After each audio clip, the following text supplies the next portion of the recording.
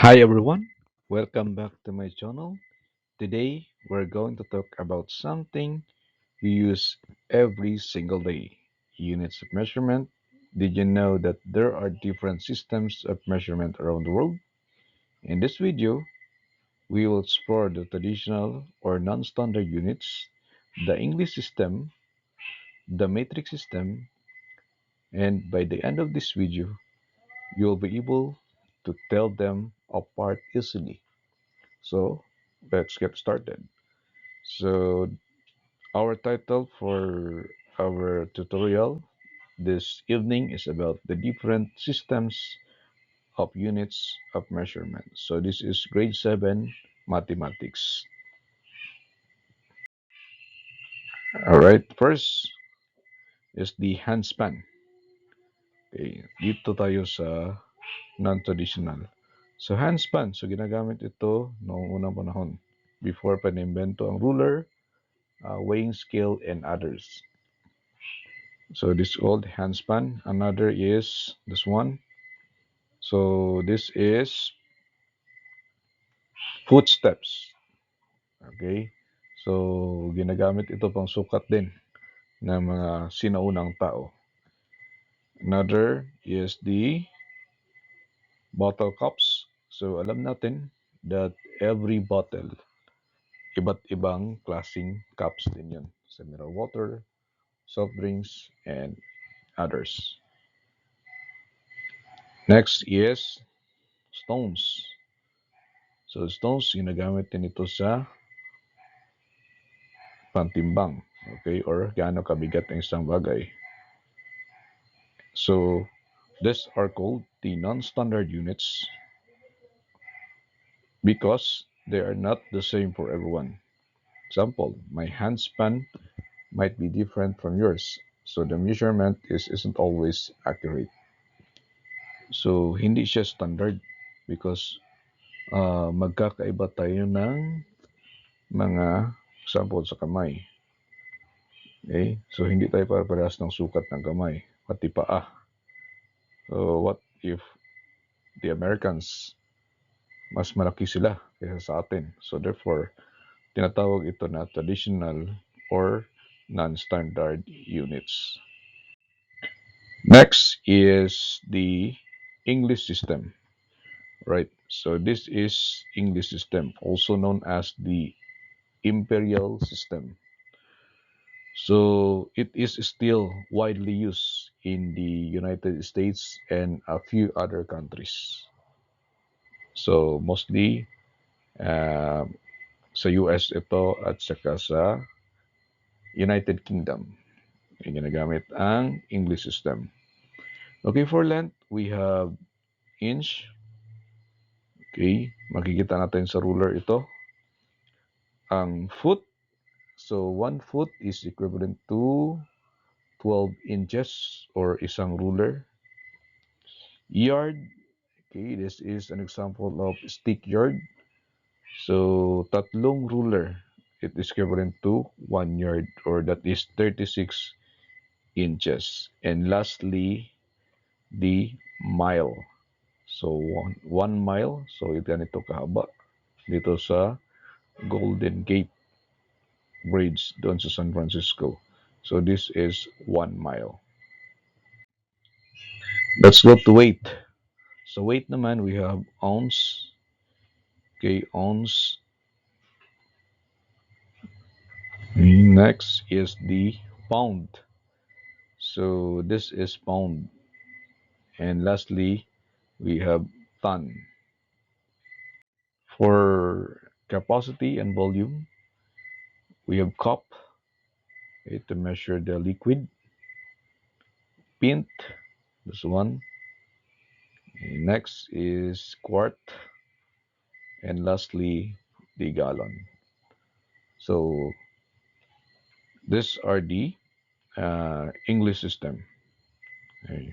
So if you've ever seen recipes in cups or measured your height in feet and inches, that is the English system. Okay, next is the matrix system. So finally, the matrix system.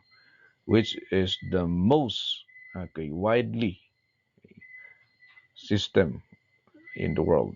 It's so it is based on power of 10, making very easy to convert between units and other units. Right? So matrix system is an international standard.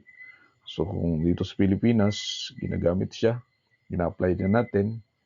So sa ibang bansa like Japan, they're using metric system in Singapore and to the rest of the world except for the US and United Kingdom.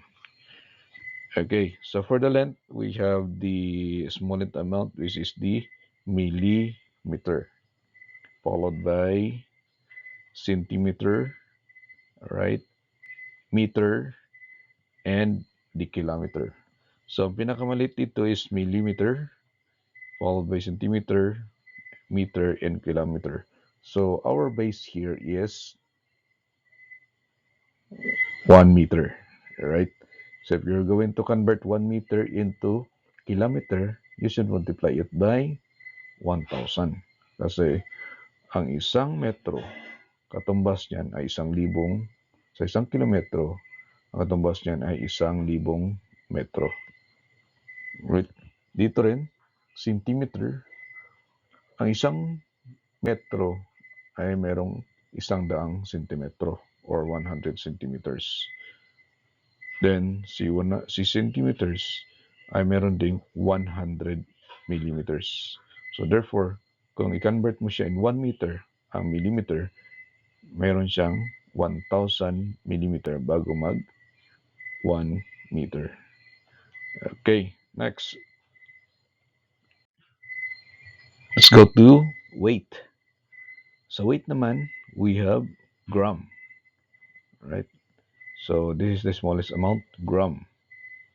Example, okay, 500 gram of sugar. Next is the kilogram. Okay, so kilogram. So dito tayo nagbabase. Okay, this is our base. Example, 1 kilogram of rice, 1 kilogram of flour.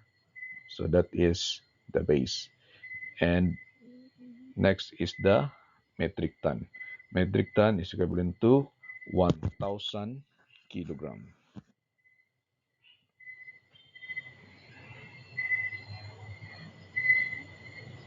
Next is the capacity or the volume. We have milliliter. When you say milliliter, this is the smallest amount. So it measures, for example, 300 milliliter, 250 milliliter. That is the example of milliliter. So another is liter. So this is our base, our liter. So isang litro yung ating basihan. Okay, next. So if you're going to make a table, so traditional or the non-standard units, the English system is mostly used in the US and the metric system is in the standard international standard. So we have this one. For length, they're using husband for traditional. In English, we have the inches or inch or foot. For metric system, meter. Next, for the weight, so ginagamit niyan is stones. For the English system, we have pound. And for the weight is kilogram. For the volume, so traditional, cups yung ginagamit natin, yung takip ng mga iba't ibang klase ng botelya. Okay, so English system naman, gallon. And sa metric system is liter.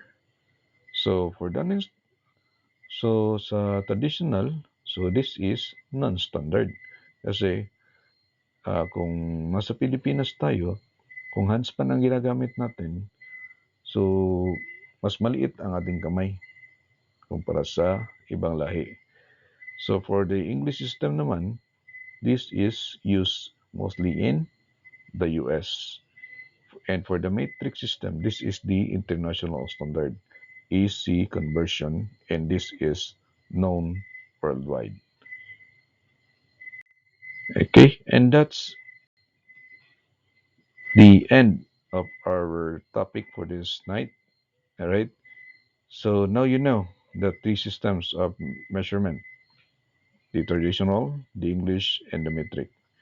Which one do you use most often? Let me know in the comment section below. So don't forget to like, subscribe, and hit the bell icon for more videos to be shown to you. So muli, so this is Teacher Ian Viloria or Serbi. So please follow my Facebook account and my YouTube account. So muli, daghang salamat and see you next time.